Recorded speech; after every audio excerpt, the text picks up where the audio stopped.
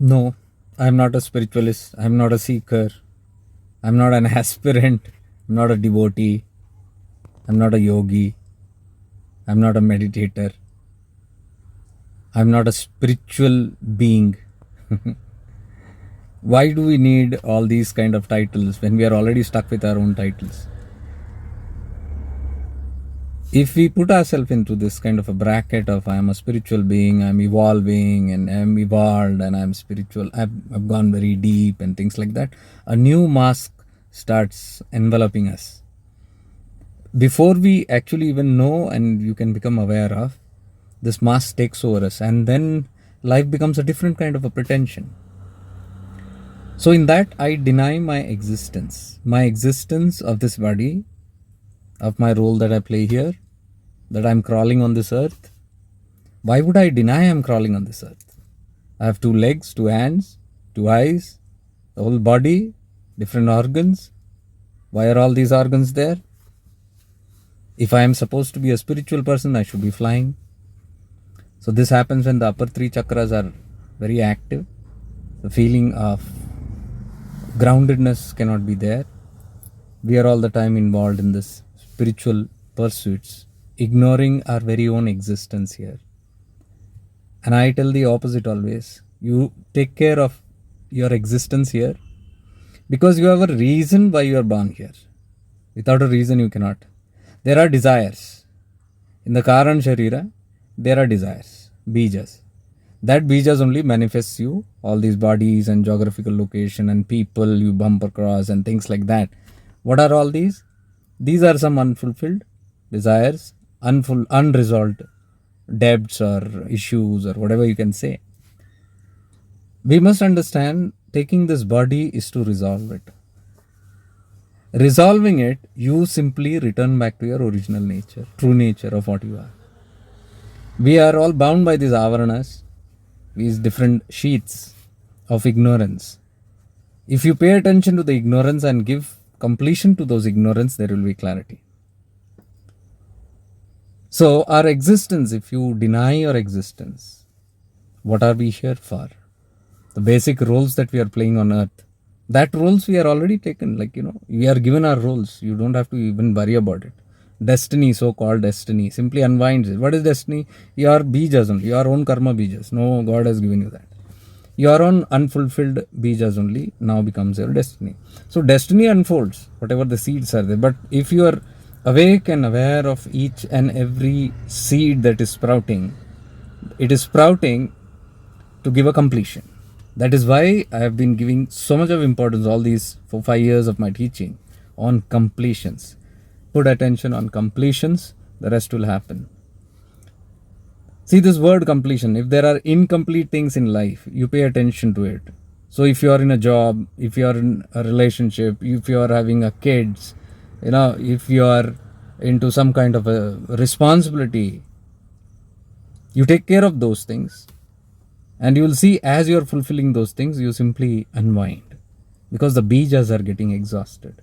But whereas we don't pay attention to that exhaustion of the bijas. Those bijas remain. We put carpet over it. And then we are flying towards so-called spirituality. That's another mask. And before we know, we will see that there is some stuckness, something which we are not able to evolve. Something is pulling us down. These bijas are there. And if it is not resolved in this birth, then with the carpet it goes. And the Karana Sharira, the bijas in the Karana Sharira, again pulls the light out in the what you call as next Janma. So multiple lifetimes you have just been coming here with this drama, same repetition. So if you are not aware that I am come here for completions, I will simply be chasing my true nature without understanding these bijas are not allowing me to see my true nature because of the incompletions. So as I always say on the platform, completions are very important. You have to complete. You either can complete it through bhoga or tapasya.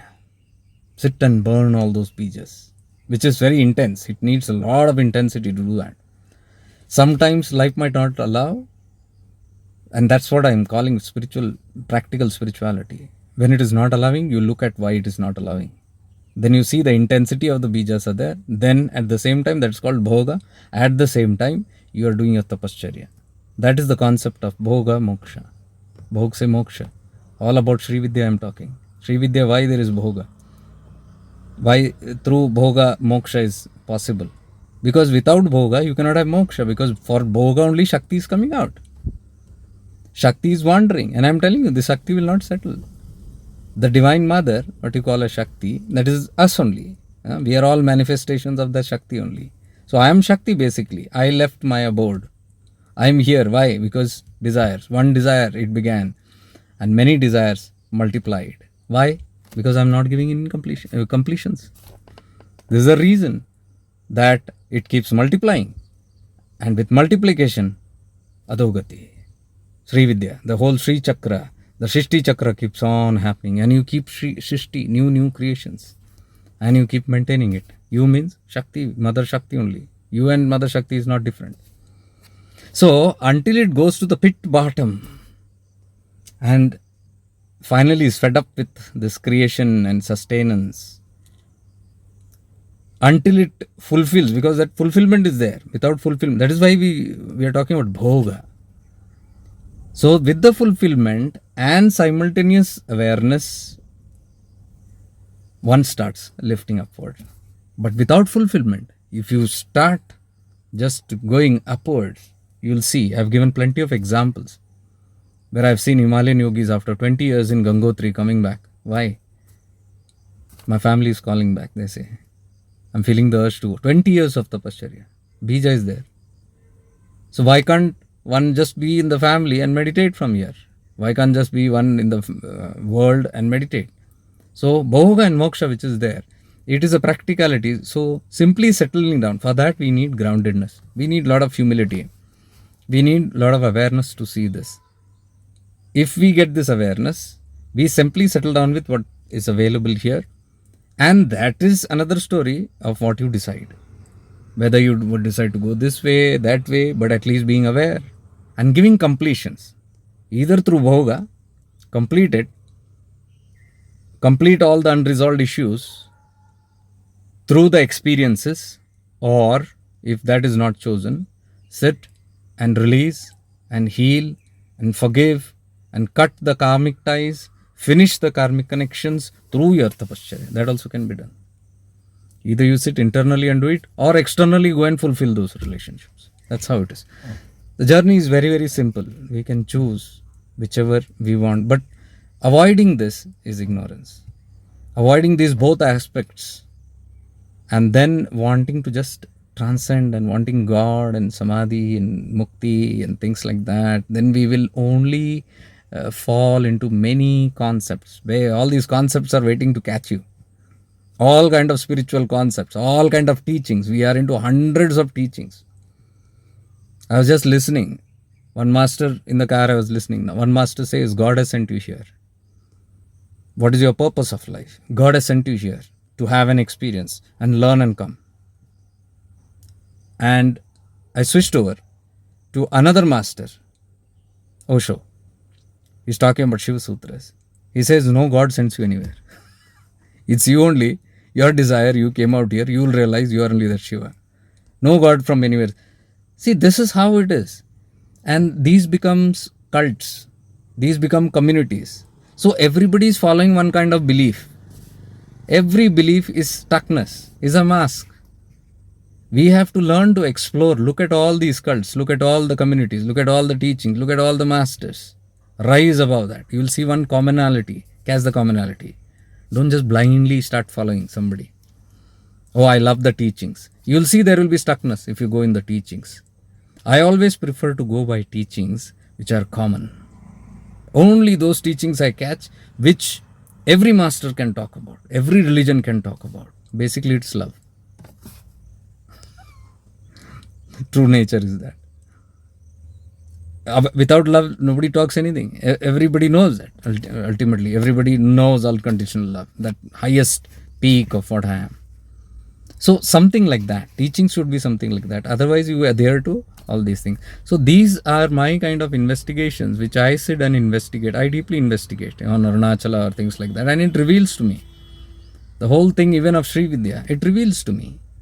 So Shrishti Chakra, when you have things to complete in this world, you are moving down, and when you want to give it a completion, you are Sanghar Chakra, upwards.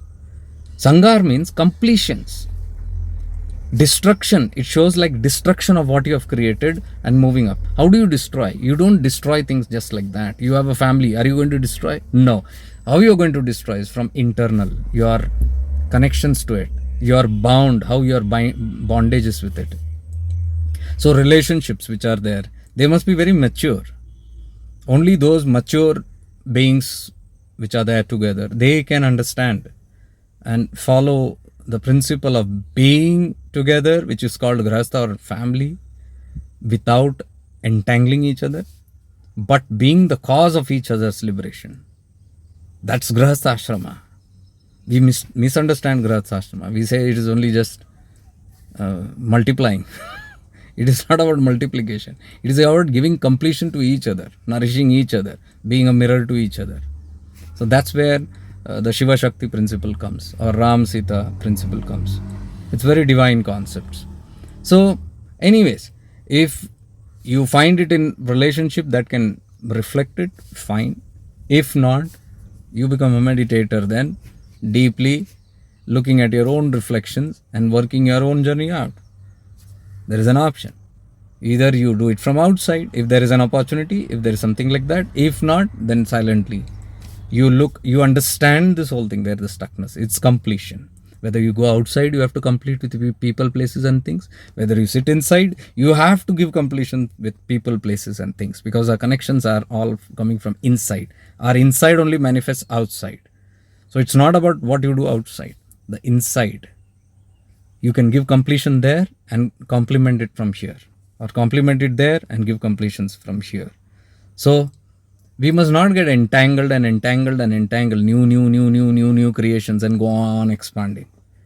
Anything that you put your hand into, that must be the karana, that must be the reason for you to be liberated.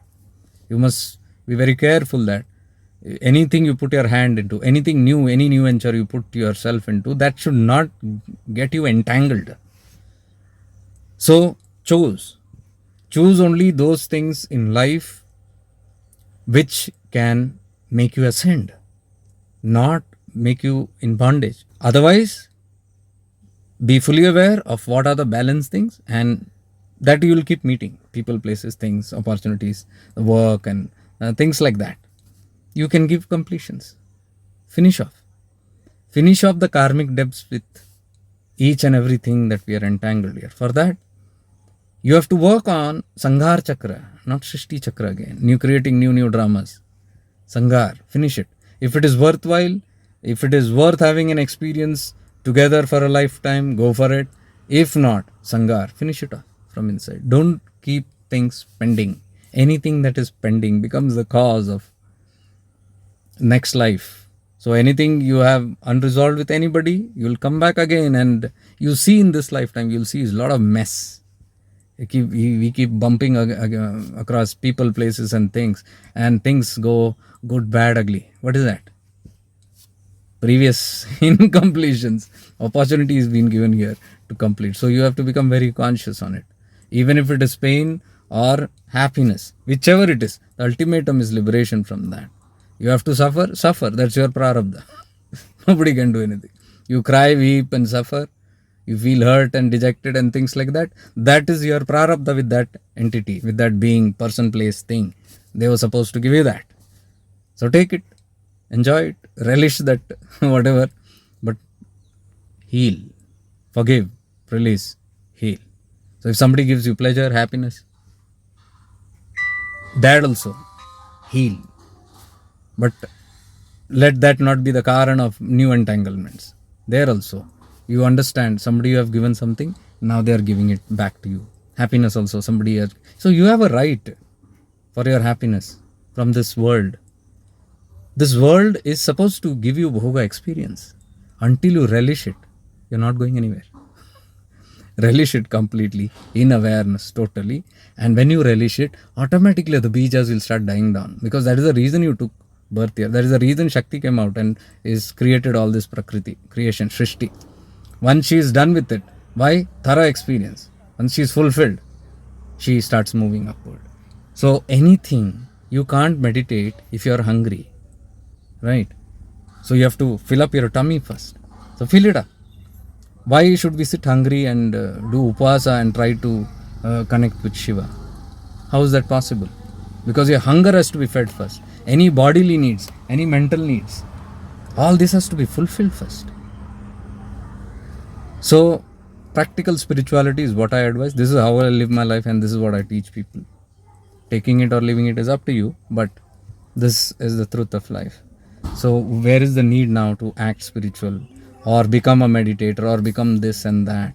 Where is the need? What am I right now? I'm just an ordinary human being, isn't it? So let us live let me live like an ordinary human being. Ordinary human being means when I'm wanting to play, I play. When I want to dance, I dance. When I want to sing, I sing. When I want to sleep, I sleep. When I want to cry, I cry. When I want to laugh, I laugh. I'm going through all the experiences without any rejections. Complete acceptance of it. So first let us be a human being. Then spiritual being to apne aap ho jate hain. Because these things burn out. Then you are a full human being. The human being attributes keep burning out. And that what emerges? The real true nature. So let it come by its own. By living a practical, grounded, real life in awareness, because awareness is needed. In awareness, slowly all the agyanta or ignorance will die out. And when it dies out, simultaneously I see my true nature. So my awareness is on my true nature, no doubt. But at the same time, I'm aware that there is a journey I'm here for. Otherwise, I wouldn't be thrown in this human suit. So I have to first respect my human suit for whatever it has taken birth for. So what I did this video was for, I wouldn't like to fly while I'm on earth. If I had to fly, God would have made me a bird. Or I would have made, why God will make? I would have made myself a bird and flown everywhere. If I was an angel, why would I come on earth? I would have been in the angelic realms, in my astral body, and having fun. I have done that before also, no problem. But now I choose this human body because there's some reason. Let me be aware of the reason and fulfill it. That's the whole thing about. Much divine love and light. Stay blessed.